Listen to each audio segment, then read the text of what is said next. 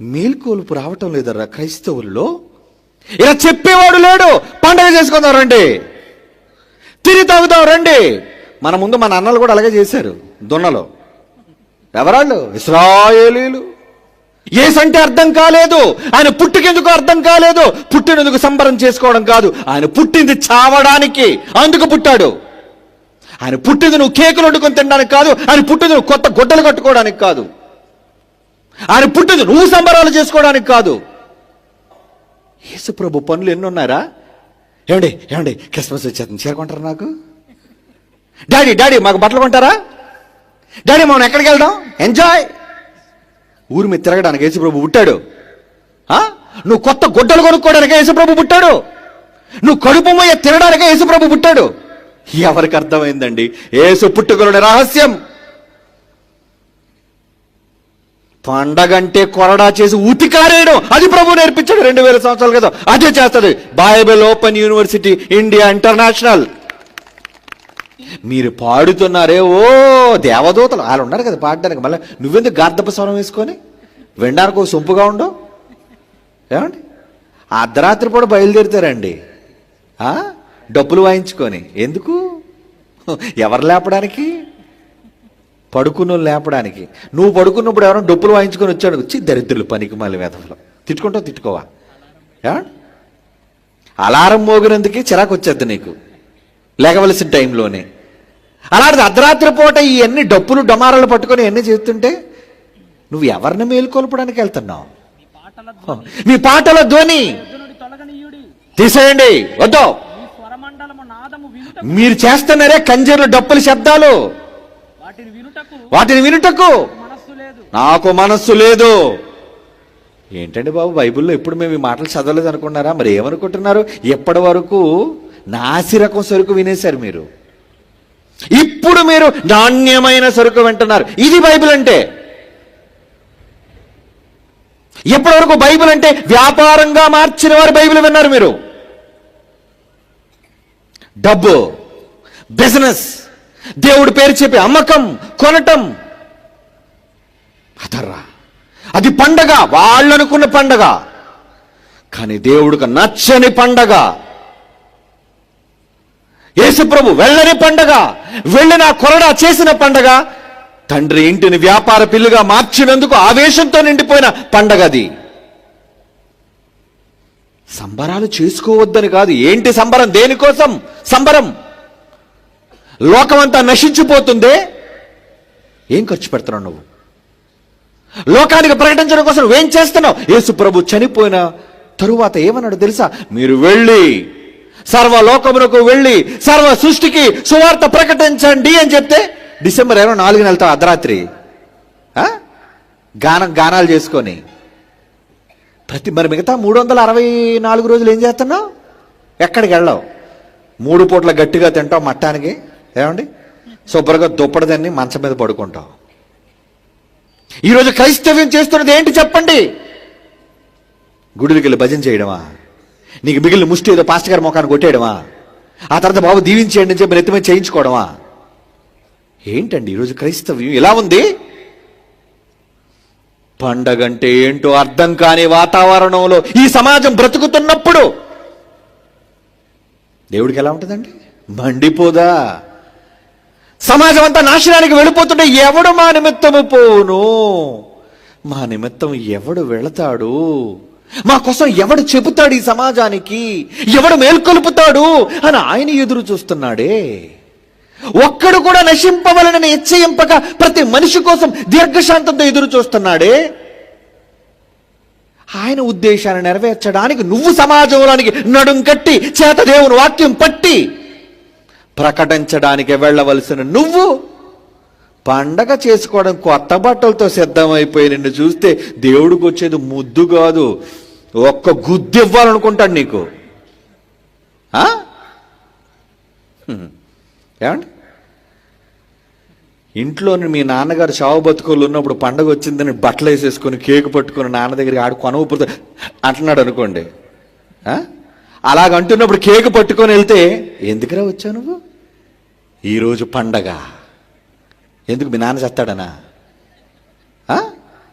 అమ్మా ఈరోజు నువ్వు బిర్యానీ వండాలి. దేనికిరా? పండగ ఈరోజు. ఆవేశపూరితమైన తెళ్ళైతే ఒక్కటేస్తుంది ఆడికి. ఏరా మీ నాన్న చావు బతుకులు ఉంటే ఏంట్రా నీకు పండగ? ఈరోజు ప్రపంచ క్రైస్తవులు అలాగే ఉన్నారు. సమాజాన్ని కాపాడాలన్న ఆలోచన లేదు, సమాజాన్ని మేల్కొల్పాలన్న ఆలోచన లేదు. దేవుడికి ఏదో చేసేసి దేవుడి దగ్గర మెప్పొస్తాదని ఎవరండి ఈ తప్పుడు మాటలు చెప్పారు? నువ్వు నిజంగా యేసు ప్రభువును ప్రేమించిన వాడవైతే, నువ్వు నిజంగా దేవుడికి పండగ చేయాలి అనుకున్న వాడవైతే చెప్పు వెళ్ళి సమాజానికి, యేసు ప్రభు వచ్చాడు, నీకోసం చనిపోయాడు, నీకోసం తిరిగి లేచాడు. క్రిస్మస్ నాడు చెప్పడం కాదు, 25 365 రోజులు చెప్పాలి. చెప్తావా? అంత టైం మనకెక్కడది? క్రైస్తవ్యం ఏమైపోతుందర్రా? అర్థం కాలేదు క్రీస్తు తత్వం, అర్థం కాలేదు దేవుని ఉద్దేశం. పండగలు చేసుకోవడానికి సిద్ధపడుతున్న ఈరోజు క్రైస్తవులను చూసి ఏమనాలి? కొరింథీయులకు రాసిన మొదటి పత్రిక 5వ అధ్యాయం 7వ వచనం. కొరింథీయులకు రాసిన మొదటి పత్రిక 5వ అధ్యాయం 7వ వచనం. మీరు పులిపిండి లేని వారు గనుక క్రొత్త ముద్ద అవ్వడానికి ఎప్పటికే పులిసిపోయింది, ప్రపంచం అంతా కుళ్ళిపోయింది పండగల పేరట. ఆ పాతదైన పులిపిండిని తీసేయండి. అంతేకాకుండా ఇప్పుడు చెప్తున్నాడు చూడండి, అసలైంది. క్రీస్తు అను మన పస్కా పశువు చనిపోయాడర్రా, చనిపోయాడు గనుక పాతదైన సందడులు, ఆనందాలు, సంతోషాలు కాకుండా దుర్మార్గత, దుష్టత్వము అనే పులిపిండితోనైనా నువ్వు కాకుండా నిష్కపటమైన హృదయం, వాక్యం, పులియని రొట్టెతో పండుగ ఆచరింతుము. ఈ పండుగ చెయ్యండర్రా. యేసు ప్రభు ఎలాగైతే సిలువలో నలిగిపోయాడో నువ్వు కూడా ఆయన కొరకు నలిగిపోయి చేయి పండగ. యేసు ప్రభు అన్నాడు వెళ్ళేటప్పుడు ఏమని? నేను మీ నిమిత్తము నా ప్రాణము పెట్టాను కనుక ప్రేమ అంటే ఏంటో మీకు అర్థమైపోయింది. మరి మీరేం చేయాలి? ఏమన్నాడు చూడండి, 1 యోహాను పత్రిక 3వ అధ్యాయం. బైబిల్ చూడండిరా, ఎప్పటి వరకు బైబిల్ ఎలా చెప్పేవాడు లేడు కనుకనే క్రైస్తవ్యం నాశనానికి పోతుంది. 1 యోహాను పత్రిక 3వ అధ్యాయం 16. ఆయన మన నిమిత్తము తన ప్రాణము పెట్టాను గనుక ప్రేమ అర్థం అవుతుందరా, పండగ కాదు. దీని వలన ప్రేమ ఎట్టిదని మనం తెలుసుకొనిచున్నాం. మనము కూడా సహోదరుల నిమిత్తం ప్రాణము పెట్టబద్దులమై ఉన్నాము. ప్రాణం పెట్టాలి. మీరు పుట్టినందుకు సంతోషించడం కాదు. ఆయన చనిపోయాడు మన కోసం, మరి నువ్వెవరి కోసం చావాలి? నీ కుటుంబం కోసం కాదు, నీ కోసం కాదు, నీ వారి కోసం కాదు, దేవుని కోసం నీ ప్రాణం పెట్టాలి. అందుకు దేవుడు బద్ధత చేశాడు. నీకు అగ్రిమెంట్ రాసావు నువ్వు. బాప్తిసం ద్వారా దేవుడికి ఒడంబడిక చేశావు నువ్వు, ఆయన కోసం బ్రతుకుతానని. ఏమైపోయింది ఈరోజు క్రైస్తవ్యం చెప్పండి? ఎంతమంది ప్రాణం పెట్టడానికి ముందుకొచ్చారు చెప్పండి? ఎవరండి ప్రాణం పెడుతున్నారు? ఏమండి ఈ లైట్లు వెలుగుతున్నాయే, ఈ లైట్లు వెలగడానికి ప్రాణం ప్రాణం ప్రాణం పెట్టాడు. ఈ మైకు పలకడానికి ప్రాణం పెట్టాడు. ఈ బొమ్మలు కనిపించడానికి ప్రాణం పెట్టాడు. పిల్లలండి, చిన్న పిల్లలండి, వయసులో ఉన్న వాళ్ళని ఇంకా పెళ్లి కూడా కాలేదండి. అవసరమా? మంచి అమ్మాయి ఎక్కడ దొరుకుతుంది, వివాహం చేసుకుందాం అనుకొని సమాజంలో కుర్రోడుగా ఎదురు చూడవలసిన ఈ సభల కన్వీనర్ దేవుని ఆశను తీర్చడానికి డబ్బును కూడబెట్టి సత్యాన్ని ప్రజలకు ప్రకటించడం కోసం కష్టపడ్డాడండి. ఏం ఖర్చు పెట్టాడు? తన శరీరములోని చెమట. విదేశాలకు పోయి ఊడిగం చేసి ఈ ఒళ్ళును కష్టపెడితే ఈ ఒంటిలోని చిక్కారిన చెమట శ్రమిస్తే, శ్రమదానం చేస్తే, రక్తం ఖర్చు అయితే వచ్చిందే డబ్బు. ప్రాణం పెట్టి కొన్న డబ్బది. ఈ శరీరాన్ని అమ్ముకుంటే వచ్చిన డబ్బది. ఈ శరీరాన్ని నలగగొడితే వచ్చిన డబ్బది.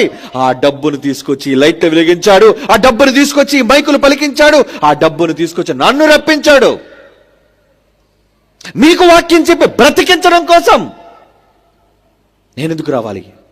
ఇన్ని 100 కిలోమీటర్లు నేనెందుకు రావాలి? ఖర్చు, నా శరీరంలో శ్రమ ఖర్చు. నేను మాట్లాడుతున్న గంటల సేపు నా శరీరంలో అవుతుంది రక్తం వృధా. ఎందుకు ఖర్చు పెడుతున్నావు తెలుసా? మాలో ఉన్న రక్తాన్ని ఎందుకు ఖర్చు చేస్తున్నావో తెలుసా? మీరు మేల్కోవాలని, మీకు నిజాలు అర్థం కావాలని, దేవుని మనస్సులోనికి మీరు తొంగి చూడాలని. దేవుని మనస్సు అర్థం కాలేదర్రా. దేవుడు మనసు అంటే సంతోషించడం, తిని తాగి గెంతడం అనుకుంటున్నారు. తిని తాగి గెంతడం కాదు. యేసుప్రభు ఎక్కడైనా గెంతాడా చెప్పండి? యేసుప్రభు ఎక్కడైనా గెంతి సంతోషించి సుఖించాడా చెప్పండారా? అపోస్తులు ఎక్కడ తిని తాగి సంతోషించారు చెప్పండారా? మొదటి శతాబ్దంలో క్రైస్తవులు ప్రాణాలు పెట్టారా? దేవుని కోసం తమ జీవితాలు త్యాగం చేశారా? పెళ్లి చేసుకునే వాళ్ళు కొందరు, పెళ్ళైన భార్య బిడ్డలతో సేవకు గదిలిన వారు మరికొందరు, ఉన్నవన్నీ బిడ్డతో సమానంగా ఎంచుకున్నవారు మరికొందరు, తమకున్న చరస్థిర ఆస్తులు అమ్మి దేవుని కోసం ఖర్చు చేసిన వారు మరికొందరు. మీరేం చేశారు చెప్పండి? ప్రభుని నమ్ముకుందరు ఇల్లు కట్టేశామండి. Very good. ప్రభు దేవులు ఇల్లు కట్టేశామంటే ఏమన్నా ముంచేసామన్నమాట. ప్రభు దేవుల బంగారం వచ్చేసిందండి, కొట్టేశావన్నమాట ఎక్కడో. ఎందుకంటున్నానో తెలుసా? నువ్వు దేవుని కోసం చేయవలసిన ఖర్చు నీకోసం పెట్టుకుంటున్నావు. నువ్వు చస్తావు. నువ్వు నీకోసం ఎంత పెట్టుబడి పెట్టావు, నువ్వు ఎన్ని తులాలు సవరాలని మెడ మీద వేసుకో, ఏదో ఒక రోజు చావాలి నువ్వు కదా. నువ్వు ఎన్ని అంతస్తుల భవనాన్ని కట్టు, ఈడ్చేస్తారు బయటికి ఏదో ఒక రోజు నిన్ను. బతుకున్నంత వరకే. తేడా జరిగితే బతుకున్నప్పుడే మెడపెట్టుకు దోసేస్తారు బయటికి నిన్ను. అది మానవ నైజం. ఎవరి కోసం ఈ తపన? ఎవరి కోసం ఈ కష్టం? ఎవరి కోసం నీ త్యాగం చేస్తున్నావు? మేల్కొలుపు రావటం లేదరా క్రైస్తవుల్లో. ఇలా చెప్పేవాడు లేడు.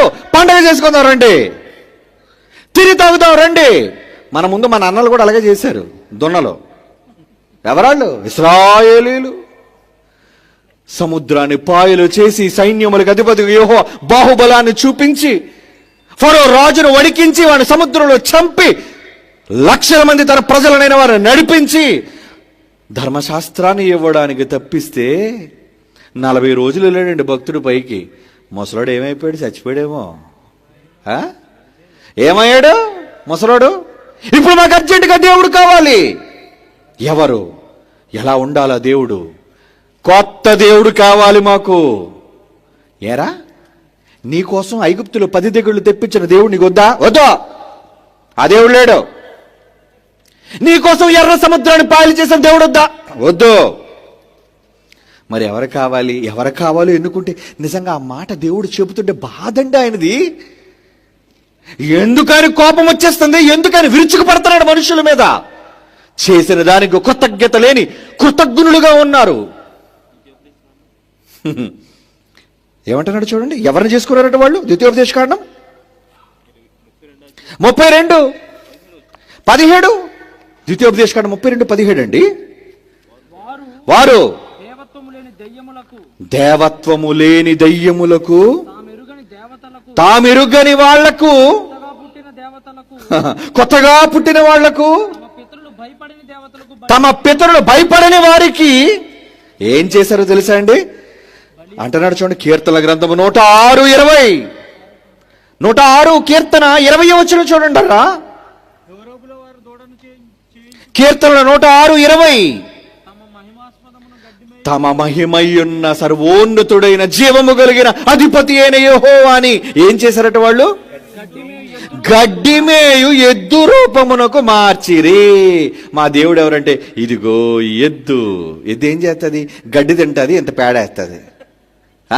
అదా ఇశ్రాయేలు చేసిన పనండి. ఎర్ర సముద్రాన్ని పాయలు చేసి వీళ్ళని నడిపించి తీసుకొస్తే వాళ్ళ కళ్ళ ముందు ఫరో రథాలన్నీ కూడా నలిగి చస్తే దూడ కావలసి వచ్చిందటండి ఈ దౌర్భాగ్యులకి, ఇశ్రాయేలీలకి. అది ఏంటంటే గడ్డి మేయు ఎద్దు. మరి నువ్వెవడు? ఈడొక మొద్దు. ఏమండి బైబిల్ లేదు. కళ్ళతో చూసిన వాడు ఏమైందిరా?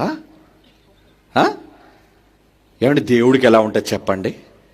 మహాశక్తి స్వరూపుడు బేకరుడైన దేవుడిని తీసుకొచ్చి ఇలా చెప్తే మీకు అర్థం కదా, మరొకలా చెప్తాను.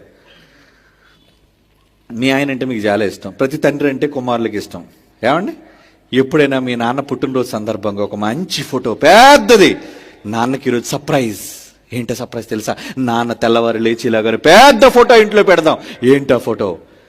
మెడ దగ్గర నుంచి నాన్నకు ఫోటో పెట్టి ఇక్కడ పైన ఒక కుక్క ముఖం పెట్టారనుకోండి. అర్థం అవ్వాలి మరి మీకు. నాన్న చూడు నీకోసం కొత్త ఫోటో. ఎవరిదిరా ఇది? నీదే నాన్న.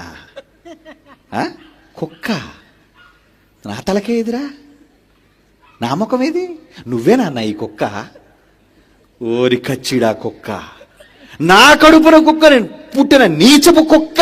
ఇదే నీకు అర్థమైంది? ఏం చేస్తాడు? ఆహా నా కొడుకు ఎంత గొప్పడేయుడు, నన్ను కుక్కగా మార్చాడు. ఏమండి నా ముఖం తీసి ఎద్దు ముఖం పెట్టాడు ఈ దౌర్భాగ్యుడు, మొద్దు వేదవా. పొగుడుతాడా? చెమడాలు ఒలిచేస్తాడు దేవుడు. ఏమండి సంతోషిస్తాడు అనుకున్నారా? పోనీ ఇలా కాకుండా ఇంకోలా చెప్తాను. ఇప్పుడు మగోళ్ళ కోసం చెప్పాను, ఆడల కోసం చెప్తాను.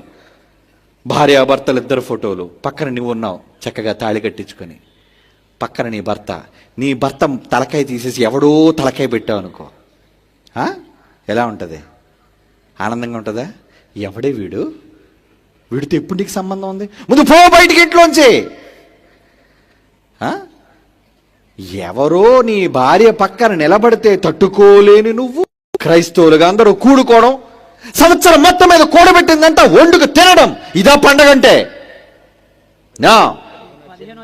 15:7 వచ్చిన లోకాసువార్త 15:7 అటువలే మారు మనస్సు అక్కరలేని 99 నీతిమంతుల విషయము కంటే, ఆయన కలిగే ఆనందం కంటే మారు మనస్సు పొందు ఒక్క పాపి విషయమై పరలోకమందు ఎక్కువ సంతోషం, పండగ, ఆనందం. ఏదండి పండగ అనుకుంటున్నారు? ప్రభు పుట్టాడు, ప్రభు పుట్టాడు, ప్రభు పుట్టాడు, ప్రభు పుట్టాడు. ఏంటర్రా మీ పండగ? ఏమర్థమైంది క్రైస్తవ్యానికి పండగ అంటే? ప్రపంచానికి తెలియదండి. ప్రపంచానికి అర్థం కాలేదు బైబిల్, ప్రపంచానికి అర్థం కాలేదు క్రీస్తు ఉద్దేశం. ఇది నేర్పించాలి, వాళ్ళందరికీ వినిపించాలి, ఇది వాళ్ళకి తెలియజేయాలి. రే ఒక కుమారుడు తప్పిపోయి తిరిగి రావడం రా తండ్రికి పండగ అంటే, చావవలసిన వాడు బ్రతకడం రా పండగ అంటే, తన కొడుకు తనకు దక్కడం రా పండగ అంటే. యెహెజ్కేలు గ్రంథం 18వ అధ్యాయం 23. యెహెజ్కేలు గ్రంథం 18వ అధ్యాయం 23. దుష్టులు మరణము, తండ్రి మాట చూడు, తండ్రి మాట. దుష్టులు మరణము నొందుట చేత తనకేమాత్రమైన సంతోషము నా కలుగునా, వారు తమ ప్రవర్తనలను దిద్దుకొని బ్రతుకుటయే నాకు సంతోషం. పండగ అంటే సంతోషం కదా, మీకు అర్థమైంది?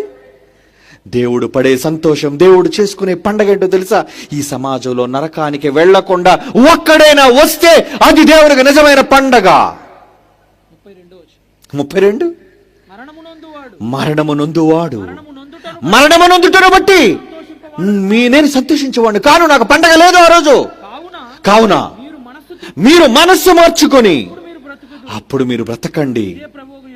ఇదే ప్రభువు యెహోవా వాక్కు సంతోషించే పండగ. అర్థమైందా? ఈ సమాజం మనసు మార్చని నాడు నువ్వెండి పండగలు చేస్తే ఎవడికి కావాలి? ఈ పండగలో ఒక పాపి మారలేనప్పుడు ఎవడికి కావాలి నీ తగులుబడి? ఎవడికి కావాలి నీ పెట్టుబడి? ఎవడికి కావాలి నీ కొత్త బట్టలు? ఎవడికి కావాలి నీ అలంకారం? ఎవడికి కావాలి నీ తిండి? వద్దు. తండ్రి సంతోషించే పాపిని రక్షించడానికి ప్రయత్నం చేయండి, అది పండగ. ఇదిగో ఈ సభల ద్వారా అనేక మంది మనస్సు మారుతుంది, ఇది పండగ అంటే. కాదని ఎవరిని చెప్పమనండి, లేదు మీరు చెప్పిన బోధ తప్పని ఎవరినైనా కమాన్ రేపు ఎక్కడే ఉంటాను తీసుకురండి ఎవరినైనా. ఎనీ క్రిస్టియన్ రాడు. వాళ్ళకేం తెలుసండి బైబిల్? అదో తండ్రి మనస్సును తెలుసుకోండి. దేవుని ఆగ్రహానికి గురి కాకండి. తండ్రి మనసు ఎందుకు రగిలిపోతుందో అర్థం చేసుకోండి. అలా అర్థం చేసుకుంటే పండగ చేసుకునే మొదటి వ్యక్తి మీ తండ్రి, మన తండ్రి. ఆయన సంతోషింపచేద్దాం.